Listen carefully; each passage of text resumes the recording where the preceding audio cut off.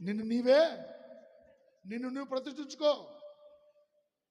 నువ్వు మారితే చాలు, మొత్తం మారిపోతుంది, కథే మారిపోతావు. అదే ఆ పాటలో ఉన్న అర్థం.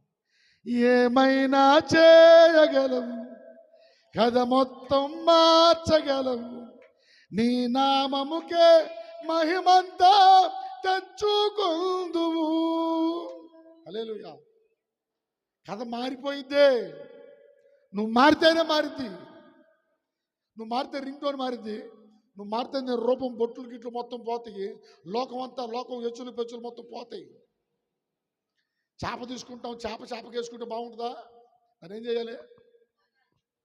పైన ఏముంది? దాని హెచ్చులు పెచ్చులు మొత్తం పోతేనే రుచి వచ్చింది. మనంగా ఉంటే టేస్ట్ ఉండవు దేవునికి. రుద్దబడాలి. మనలో ఉన్న ఎన్ని పోవాలి. శరీరాశలు, నేత్రాశలు, జీవపుడంబము పోవాలి. నేను అనేది సావాలి. ఏం సావాలి? నేను అనేది వాడు సావాలమ్మ. నేను అనే అహంకారం సావకపోతే సరైన భక్తులకు వెళ్ళలేము.